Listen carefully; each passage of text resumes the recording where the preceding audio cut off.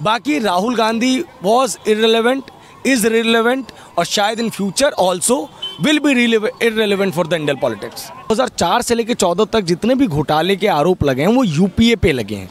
Sonia Gandhi UPA की chairperson थी, आपको याद होगा।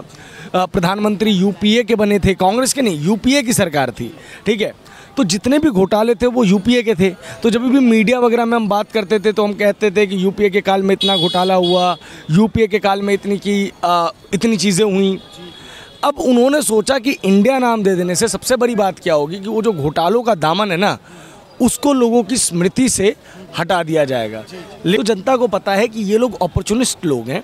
इन्होंने एक अपॉर्चुनिटी देखी है कि हाँ जी, अभी कोई सशक्त चेहरा नहीं है विपक्ष का, तो हर व्यक्ति किसी न किसी क्षेत्र में मजबूत होना चाहता है। ये जो छोटी पार्टीज़ हैं, जो अभी एक क्षेत्र की पार्टी है या नई उभर रही हैं, ये अपने आप को उभारने के लिए लोकतंत्र के दमन का रास्ता अपनाती है। ये कह देती है कि बच्चों से गलतियां हो जाती है उत्तर प्रदेश में, ये कह देते हैं कि हमारे नेता के खिलाफ अगर बोलोगे तो पंजाब से पुलिस आ जाएगी। ऐसी चीज़ें नहीं होनी चाहिए और इस चीज़ के लिए ज़रूरी है कि राष्ट्रीय लेवल पे ऐसा नेतृत्व रहे जो डेमोक्रेटिक वैल्यूज़ को समझता हो। आम आदमी पार्टी भले ही विधानसभा चुनावों में 2 जगहों पे जीत गई हो, लेकिन लोकसभा चुनाव किस तरीके से क्रैक करना है उसे नहीं पता। जो एक मेंबर ऑफ पार्लियामेंट अभी है ना उनका, पंजाब से ही, जालंधर से, वो भी एक्स कांग्रेस का बंदा है, कांग्रेस के एक बड़े नेता रहे हैं, उनको तोड़ के आम आदमी पार्टी में शामिल करवाया। और तब जाके भगवंत मान जिस लोकसभा सीट से चुनाव जीतते थे, मुख्यमंत्री बनने के बाद वो लोकसभा चुनाव भी हार गए, वो लोकसभा सीट भी हार गए। तो basically Aam Aadmi Party does not know कि how to fight Lok Sabha election, ये बहुत क्लियर कट है।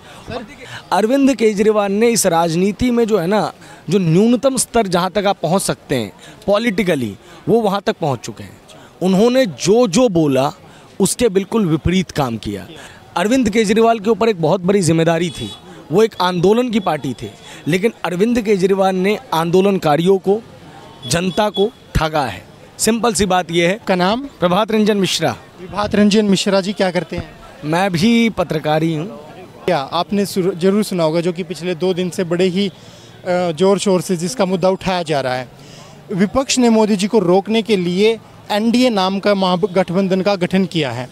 आपको क्या, आपका ओपिनियन है, क्या लगता है बीजेपी सरकार को ये महागठबंधन रोक पाएगा जिसका नाम इंडिया दिया गया, और इंडिया नाम देने से विपक्ष को इसका कितना फ़ायदा मिलेगा? वो इंडिया नाम देने से फ़ायदा क्या होगा? बेसिकली सिंपल ये बात ऐसी है कि ना, भारत के लोग बड़े परसेप्शन वाले होते हैं, बड़ी इमेज वाले होते हैं। जिस भी चीज़ के साथ इंडिया हो, भारत हो, उससे बड़ा प्रेम करते हैं। आपको याद होगा भारत पे इसका एक बहुत बड़ा उदाहरण है कि भारत पे भले ही एक प्राइवेट कंपनी हो, लेकिन इंडिया में आज तक लोग उसे क्या समझते हैं कि सरकारी कंपनी है। तो इंडिया नाम दे के पहली चीज़ तो ये है कि वो एक मैसेज देना चाह रहे हैं।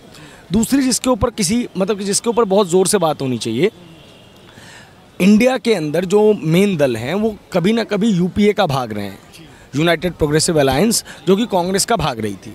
और 2004 से लेकर 14 तक जितने भी घोटाले के आरोप लगे हैं वो यूपीए पे लगे हैं। सोनिया गांधी यूपीए की चेयरपर्सन थी, आपको याद होगा। प्रधानमंत्री यूपीए के बने थे, कांग्रेस के नहीं, यूपीए की सरकार थी, ठीक है। तो जितने भी घोटाले थे वो यूपीए के थे।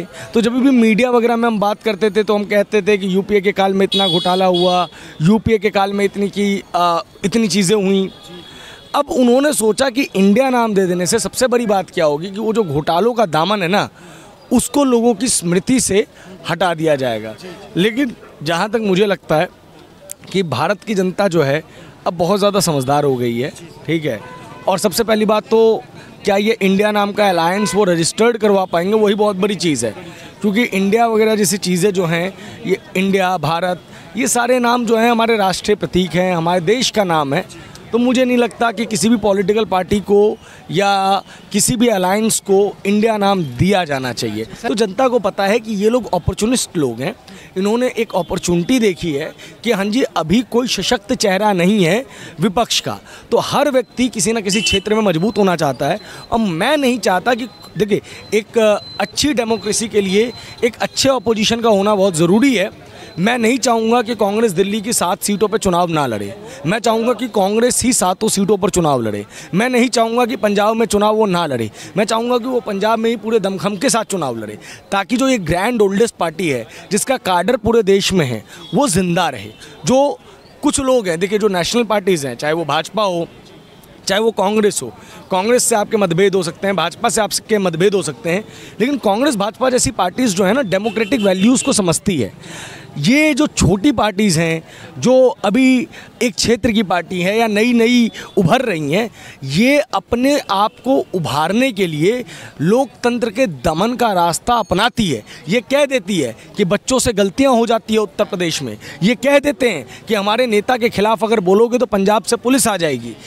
ऐसी चीज़ें नहीं होनी चाहिए और इस चीज़ के लिए ज़रूरी है कि राष्ट्रीय लेवल पे ऐसा नेतृत्व रहे जो डेमोक्रेटिक वैल्यूज़ को समझता हो। सिंपल सी बात यह है कि आम आदमी पार्टी भले ही विधानसभा चुनावों में 2 जगहों पे जीत गई हो, लेकिन लोकसभा चुनाव किस तरीके से क्रैक करना है उसे नहीं पता।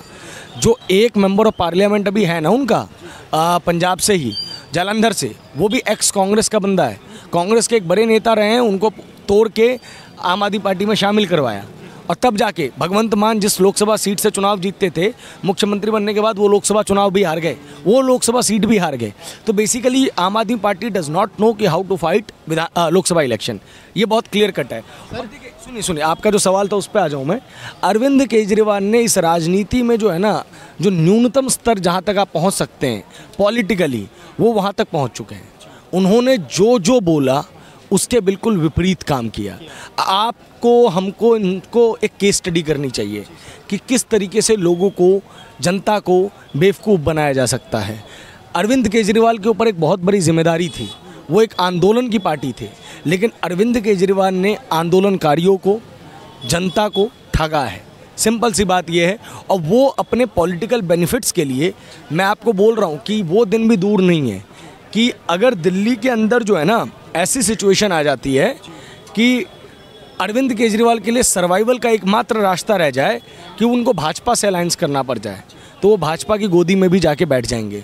उनका कोई पॉलिटिकल स्टैंड नहीं है। He is the only person जिसका इंडियन पॉलिटिक्स में कोई पॉलिटिकल स्टैंड नहीं है। कांग्रेस का एक पॉलिटिकल स्टैंड है, हर पार्टी का एक पॉलिटिकल स्टैंड है, भाजपा का एक पॉलिटिकल स्टैंड है। भाजपा में ओम प्रकाश राजभर अभी आए, उनकी पार्टी से मुख्तार अंसारी का बच्चा, लड़का अब्बास अंसारी चुनाव लड़ा था।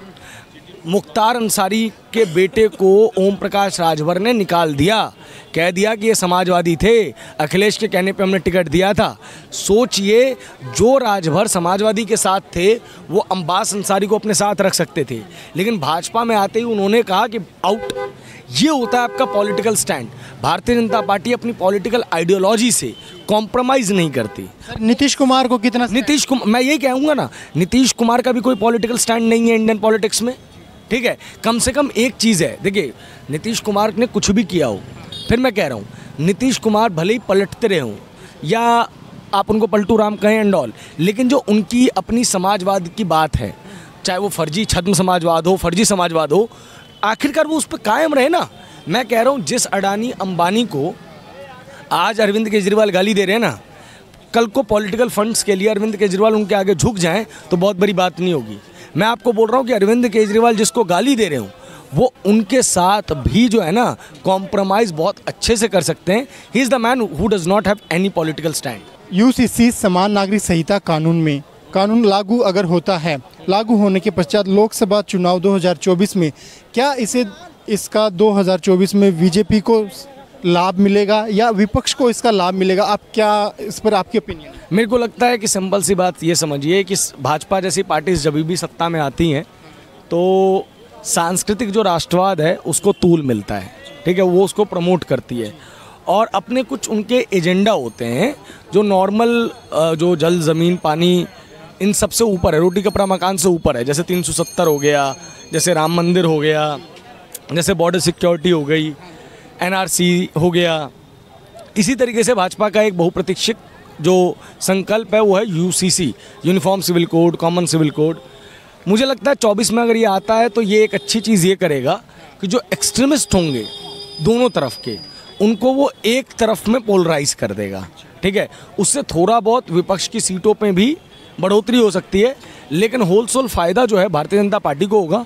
लेकिन मुझे लगता है कि भारतीय जनता पार्टी इतनी जल्दबाजी नहीं करेगी। मैं आपको लिटरली बता रहा हूँ, 2024 चुनाव के लिए जो संकल्प वाले मुद्दे हैं उनमें भाजपा के पास बोलने के लिए बहुत सारी चीज़ें हैं। प्रथम नंबर पे उनके पास राम मंदिर है, दूसरे नंबर पे 370 है, तीसरे नंबर पे CAA है, चौथे नंबर पे NRC है, पाँचवें नंबर पे बॉर्डर सिक्योरिटी है, छठे नंबर पे हाईवेज हैं, सातवें नंबर पे इंफ्रास्ट्रक्चर है, आठवें नंबर पे मेडिकल सीट्स हैं, नौवें नंबर पे इंजीनियरिंग कॉलेजेस हैं, 10वें नंबर पे अगर हम बात करें तो जो पॉवर्टी लाइन से 12 साढ़े 12 करोड़ लोग ऊपर आए हैं वो है।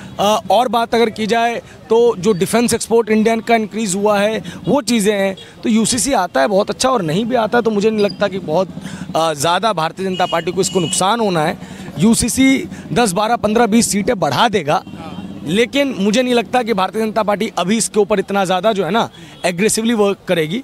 आपको ये नज़र आएगा कि सरकार बन गई 24 में, तो 24 का जो मानसून सत्र होगा या 25 का जो मानसून सत्र होगा उसमें आपको UCC आता नज़र आएगा, अभी नहीं आएगा।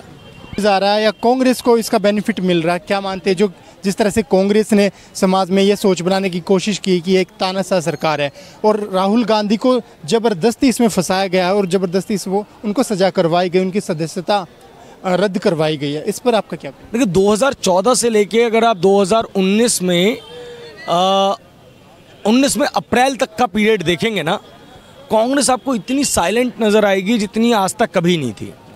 2019 में वो पहले कर्नाटका जीतते हैं, जीतते क्या है मतलब मिलीजुली सरकार बनाते हैं, फिर राजस्थान, मध्य प्रदेश और छत्तीसगढ़ जीतते हैं।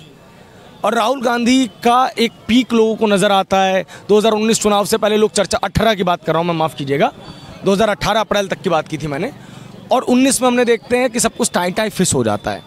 इसी तरीके से अब फिर से हम 23 में आ गए हैं, 24 में चुनाव है।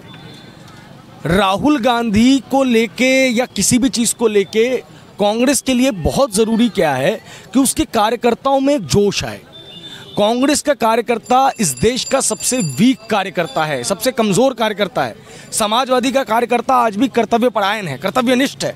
आम आदमी पार्टी का कार्यकर्ता अपने नेता के लिए लड़ जाता है, काडर को लेके, विचारों को लेके। उनके नेता आपको रोड पे, उनके कार्यकर्ता आपको रोड पे नजर आएंगे। लेकिन कांग्रेस का कार्यकर्ता 2022 से पहले आपको रोड पे नजर आ रहा था? नहीं आ रहा था। कांग्रेस का कार्यकर्ता कहीं मर गया था ऐसा लग रहा था। लेकिन तभी क्या होता है कि ईडी जो है वो राहुल गांधी को बुलाते हैं और उसके बाद आप देखते हैं कि अचानक से कांग्रेस कार्यकर्ता जिंदा हो जाते हैं। ये जो चीज़ हुई कि जब गांधी परिवार पे अटैक हुआ तो कांग्रेस का कार्यकर्ता जो अंदर बैठा हुआ था वो बाहर निकला। मेरे को ऐसा लगता है कि राहुल गांधी की सदस्यता जाने से कांग्रेस को ये फ़ायदा होगा कि उनके जो कार्यकर्ता हैं वो शायद अपने नेता के लिए कम से कम ज़मीन पे आए, अपनी पार्टी के लिए थोड़ा काम करें। बाकी Rahul Gandhi was irrelevant, is relevant और शायद in future also will be irrelevant for the Indian politics. Thank you.